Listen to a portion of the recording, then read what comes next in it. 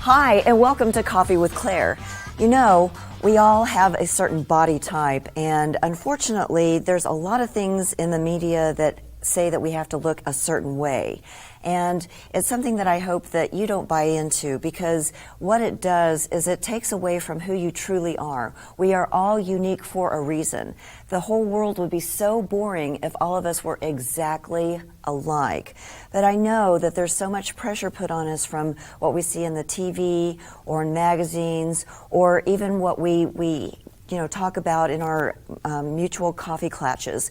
And so what I'd like for you to do is to really think about, who you are and how you show up and how you really look, and not worry about all of those other superficial things. If you're like me, you have this little voice inside of your head that is always saying things that maybe aren't the best for you. And what I'd like for you to do is to think about being your own best friend. You say things to yourself inside your head that you would never say to your best friend out loud, because we're so encouraging to our best friends. Why not be your own? Make sure that when you're talking to yourself, that you're telling yourself encouraging things. God, you look great today, Claire. Oh my gosh, you are rocking that outfit. Rather than, well, I got that little bulge right here that looks kind of bad. No, stop it. So my challenge for you this week is to embrace who you are. No judgment. You're the only person that gets to judge yourself. And guess what? You're going to be a brilliant judge now. Let us know how it's going. Go to coffeewithclaire.tv, go to our blog site, Cool Beans, and let us know how you're feeling as you perceive that mind shift where you are your best friend and you let yourself know how awesome you are.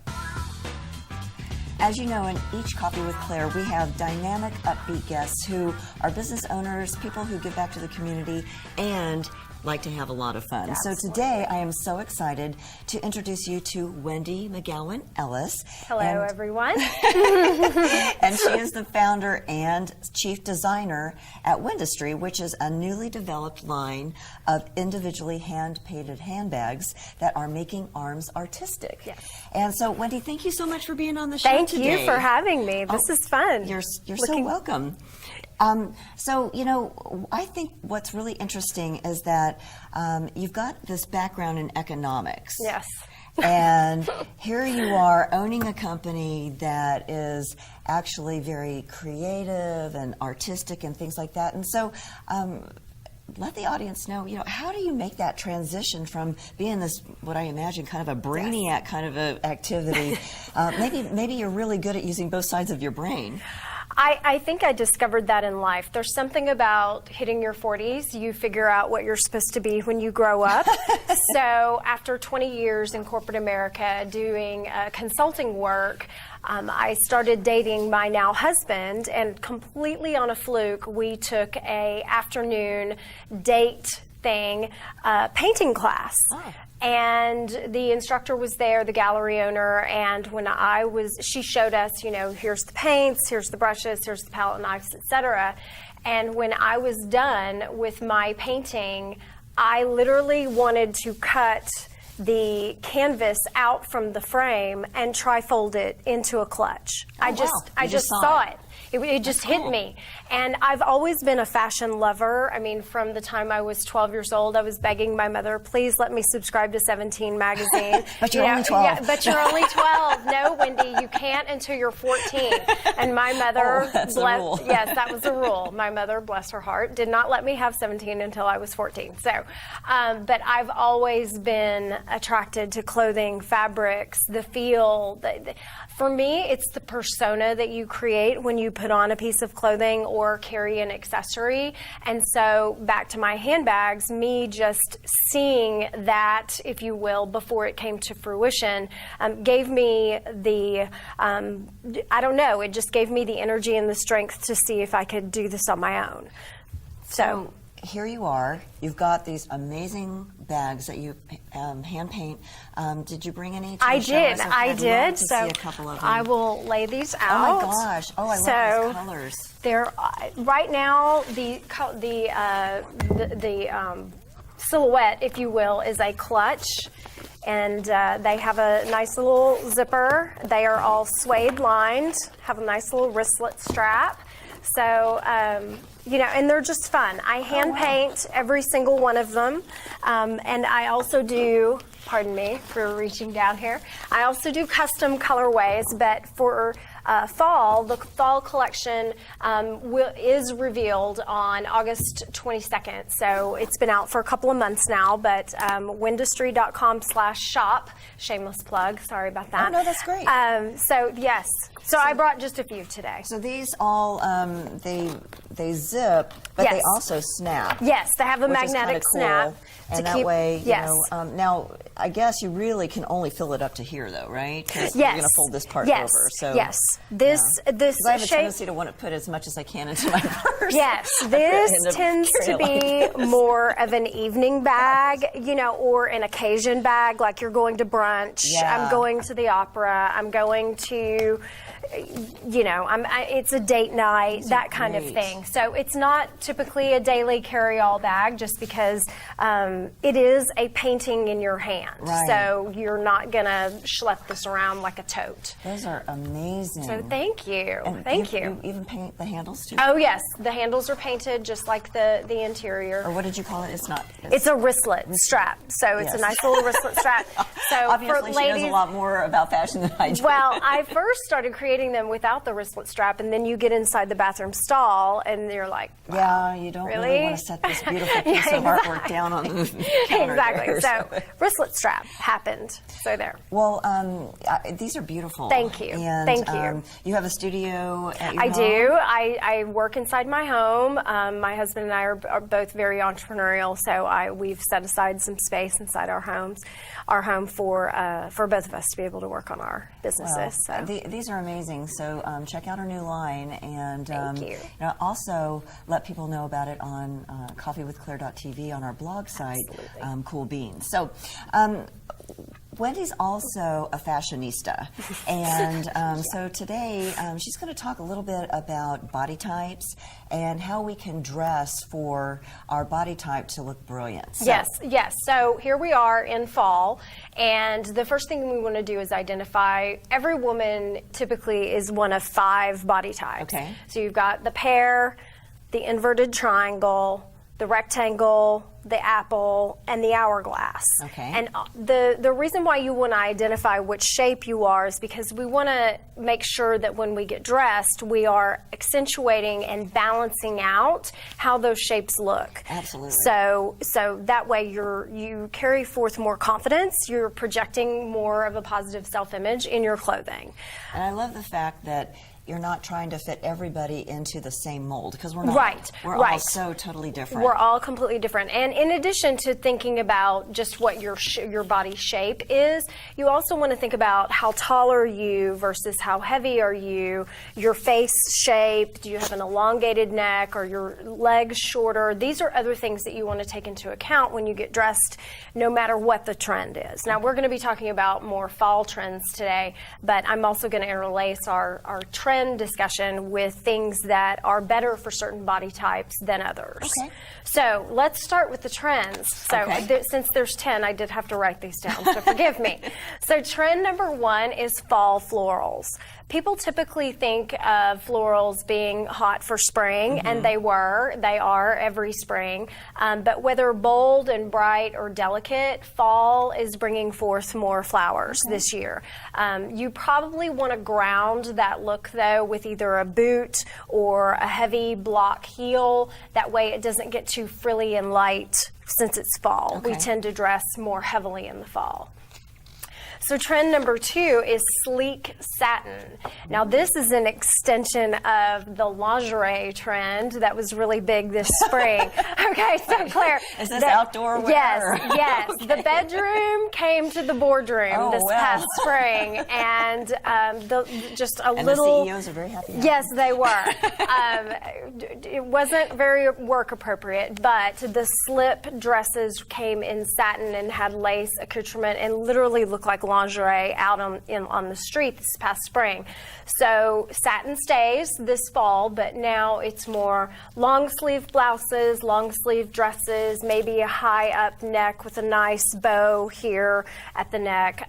So it's a little more covered up. It's definitely more covered up, sure. But satin is still big. Okay. So trend number 3 is the velvet touch. So people typically think about velvet around Christmas time and holiday, and it's coming out big time this year.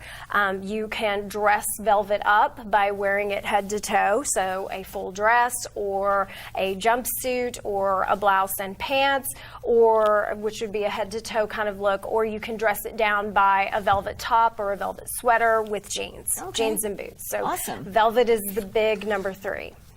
Number 4 is double-breasted coats.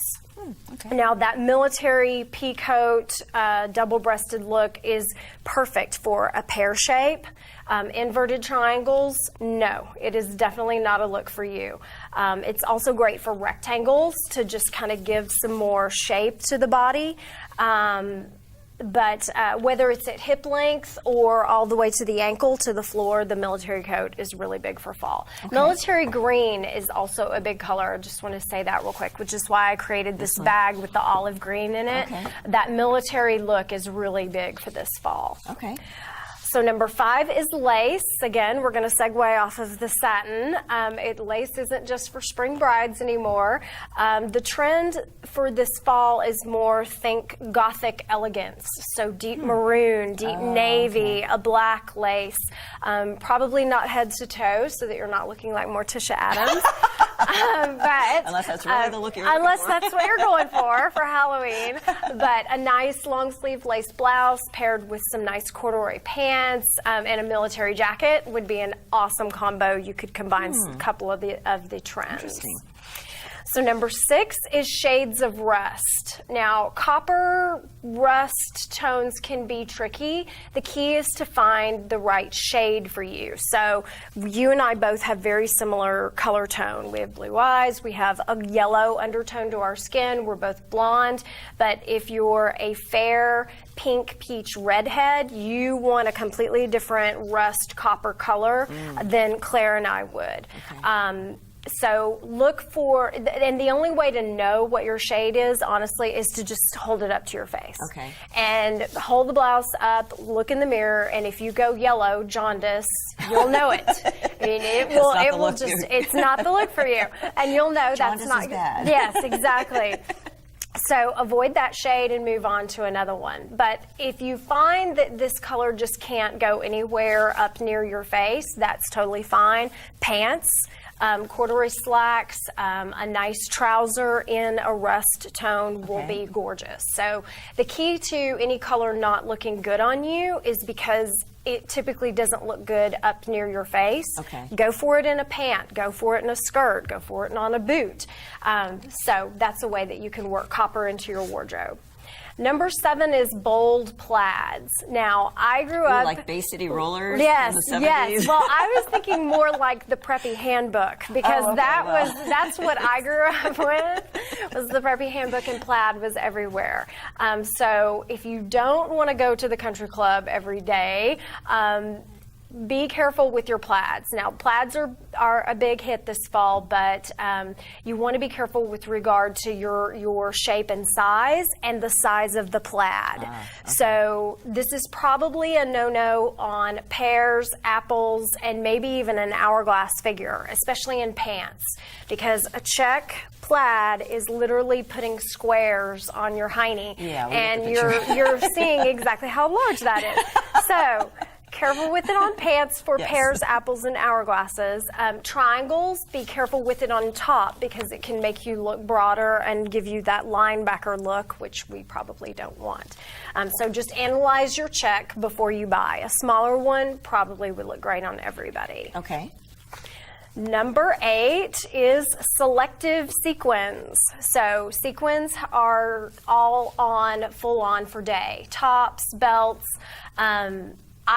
never on your pants. So what I'm thinking, a nice, like, solid sequin culotte which would be amazing on anyone with like a lace blouse or a satin blouse would look awesome. So sequin pants would be awesome, but a solid sequin, which is hard to imagine, but they could totally do a black tie affair would be amazing. Oh, yeah, okay, would be totally amazing. Be careful with sequins for daytime in conservative industries. So Sure. if you're in finance or legal, healthcare, probably don't want to show up to work in the nice sequin top. However, it could take you from day to evening. So if you have clients after work or you have a holiday party, definitely sequins are a yes for everybody. So maybe just put like a blazer over it or something? Exactly, exactly. So a nice, like what you and I both have on, like a shell top in a sequin, and then keep a blazer over it would be awesome for anybody. Okay. So number 9 is furry bags. Yes, fur bags. Fur bags are it for fall. From a clutch to a big tote, they're going to add a cozy touch to fall. No, I don't do fur bags, but other people do. It'd be hard to paint fur. Exactly, it'd be very hard to paint fur. The key to keeping this not looking like your 3-year-old niece is to keep it in a clean, classic silhouette. So something very simple, structured. You'll know the fur bags. They're going to hit the shelves. If you haven't seen them yet, you will see them. So fur. Are they like really fluffy fur? Yes, they're like this long fur, Oh, wow. like that. Okay. I mean, I hate to say this, but think toilet commode cover or bath shower mat. Yes, that kind of fur. All right. So, But not necessarily those colors. Right. Or maybe. Or maybe. I mean, I've seen pink, I've seen purple, I've seen all kinds of colors for the fur bags. Interesting. I'm big on a statement bag because clearly I am, because every woman, no matter your body shape, can rock a statement bag. I mean, that just will make a whole outfit. It's a conversation starter. So Yeah, you walk in with a cool bag and everyone's like, where'd you get yes, that? exactly. So number 10 is the lone shoulder.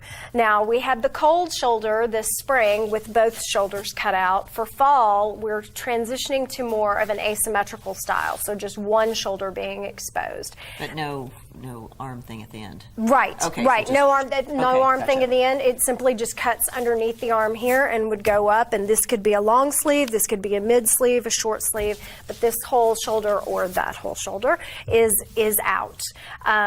It creates a more sophisticated look, I think. There's just something very Halston, Studio 54 about that one shoulder kind of look. So look for it on dresses, blouses, jumpsuits. It's a universally flattering look.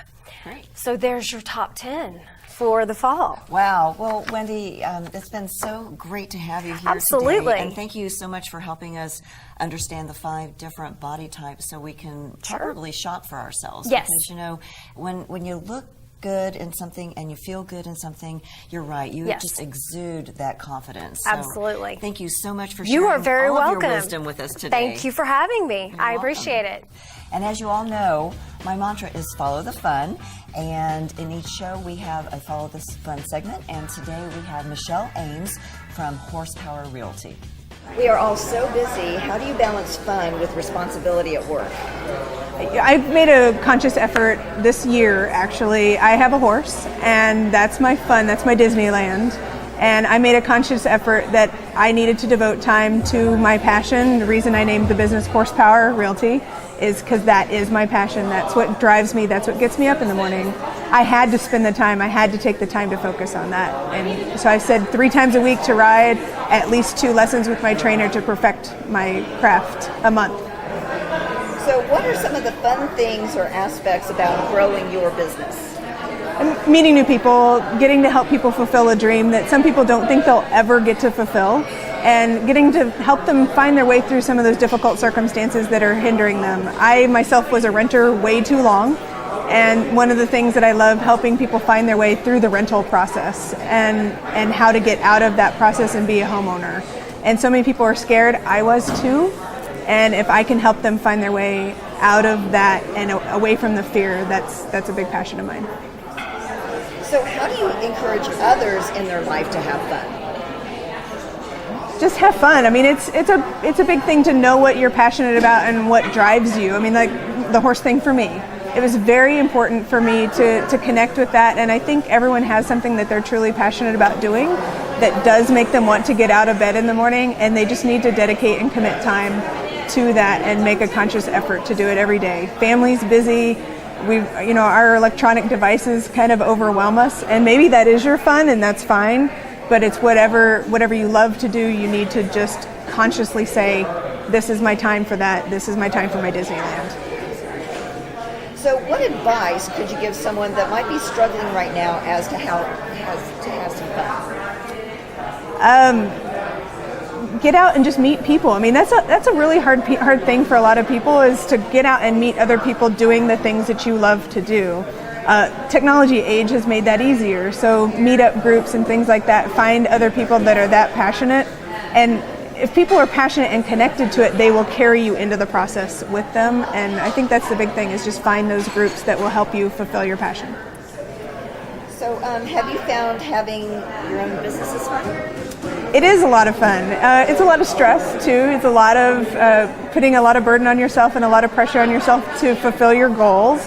But it is a lot of fun because you do get to do something that you truly love, and you get to meet people and help them in ways that, for instance, my circumstance with the rental situation, you get to meet them and help them through that circumstance that you were afraid to do, but you can do it in a way that's compassionate to them. So tell us a little bit about your business. I am a real estate agent. It's fairly obvious by the realty part of it. I love helping unique buyers and sellers through different circumstances. Everyone's situation is a little bit different, but for some reason I end up with some that are distant, outside of the norm, and I love helping people figure out the puzzle. It's always a puzzle piece to make it personal for them and to help them through the different pieces and parts. So if you had a happy dance or a happy stance, what would that look like? It'd probably be astride a horse.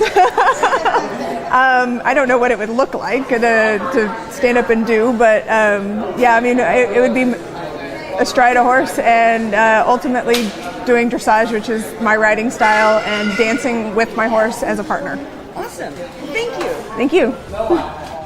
Now it's time for the Percolator. The Percolator segment is about taking action steps towards your dreams. In these short segments, we will give you basic foundational skills to help you achieve those dreams step by step.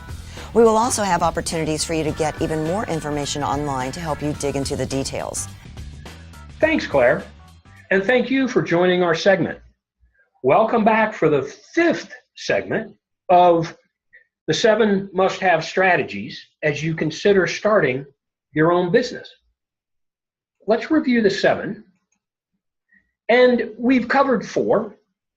And the last 3 are how to find them, how to deliver, and customer satisfaction. Great start for today, how to find them. And you're asking yourself, how to find who? How to find your customers. The key thing here is thinking about how to get visibility and credibility. No better way than a website. It can be done relatively inexpensive, but the key is from a visibility perspective, you can now put your content, your value that you're selling. Obviously, the elevator pitch is the content, an elongated elevator pitch, and you can put that there on your website to be viewed. The key there is credibility. You're sticking your hand up on the web and saying, I'm here and I'm real. Social media. This is all about establishing the brand. You're already using social media, Facebook, Twitter, Instagram, anything that you'd like to do. All of those applications have the ability for you to set up a business account. Strongly recommend it. And the key thing is, as you start putting that content in there, remember, a picture is worth 1,000 words. Videos, images, very important within social media. Referrals. The best advertising, the best you can get as far as word of mouth is having someone recommend your product. How do you do that? You ask them to recommend your product. And as a second value, put those on the website, you'll have a real winner on that website. One key thing to remember is always ask that person, if you can actually put their reference on your website. Advertising. This is all about cost versus results. There's two key things you want to think about before you say, okay, I'm going to go advertise something. One is who your buyer, who your customer is. And the second thing is, where will they view or see your ad? Because without your customers viewing or seeing that ad, you're wasting your money. So think about those two things before you move forward with any type of advertising. And now you have the fifth strategy. I look forward to sharing the next two with you over the coming weeks. Think about how finding them applies to you. Packaged with the other four, these 5 strategies can get you started faster and more successful in your efforts. For more in-depth information on today's segment, go to coffeewithclaire.tv and click on the e-learning button. Coffee with Claire e-learning is sponsored by My Coat site. We look forward to helping you learn more about the 7 strategies and today's How to Find Them segment. So, what's on your mind? Let us know at coffeewithclaire.tv on our blog site, Cool Beans. And remember your homework for this week. Catch yourself doing something right. Self-talk is very positive this week, remember? And if you catch yourself being negative, that's okay. Don't beat yourself up about it. Just realize what you've done, self-correct, and move on. Remember, follow the fun. We'll see you next time.